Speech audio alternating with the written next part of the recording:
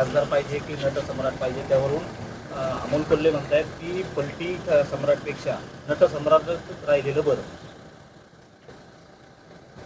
अमोल कोल्हे कधी काय बोलतील याचा काय नेम नसतो आणि त्यांच्या बोलण्याला काय अर्थ नसतो.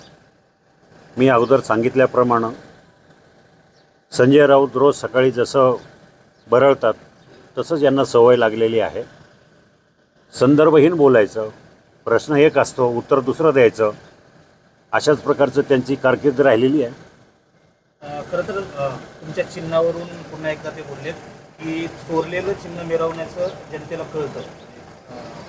तुम्ही चोरलेलं चिन्ह जे आहे ते करतात नाही. अजित पवारांना त्यांचा निशाणा आहे. खरं म्हणजे अजित पवारांसारख्या नेत्यांचं नाव घेऊन टीका करणं हा त्याची स्वतः प्रसिद्धी मिळवण्याचा एक डाव असते. प्रत्येक वेळेला कोणावर करून तरी टीका करायची आणि चर्चेत राहायचं हे त्यांचं षडयंत्र आहे. त्यामुळं कुणावर काय टीका करायची, कशी टीका करायची, त्यांना आता काय ताळतंत्र सुटलेलं आहे. एकंदरीत परिस्थिती पाहता मतदारसंघामध्ये त्यांना पराभव स्पष्ट दिसू लागलेला आहे. कुठेही जा लोक त्यांना प्रश्न विचारतात, कुठेही जा लोकांची विचारणा होते की बाबा तुम्ही काय केलं, आमच्यासाठी काय केलं, हा प्रश्न सतत सातत्यानं सगळीकडे विचारला जातो आणि त्यामुळे त्यांची चिडचिड वाढली. मग माझ्यावर सांगायचं गेट वेल सून, मी काय धडधडीत आहे ना. गेट वेल सून म्हणजे काय, त्याचा काही संदर्भच नाही ना. कुठल्या बोलण्याला आपण काय बोलतो आहे, कारण त्यांचा आता ताबा सुटत चालला आहे, त्यांना पराभव समोर दिसत चालला आहे आणि 4 तारखेला आपल्या सगळ्यांना दिसेल की चित्र काय आहे ते.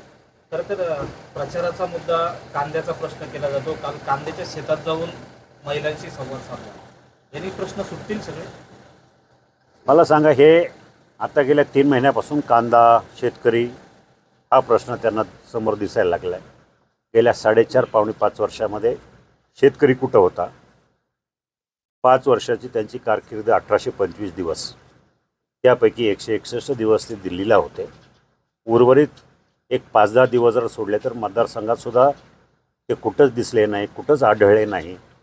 त्यामुळं त्यांना आता कांदा दिसायला लागला आहे. निवडणूक मध्ये उभं राहिलं म्हणून हा कुठंतरी चांगला मुद्दा आहे निवडणुकीमध्ये. मग 5 वर्ष कांद्याचा प्रश्न नव्हता का?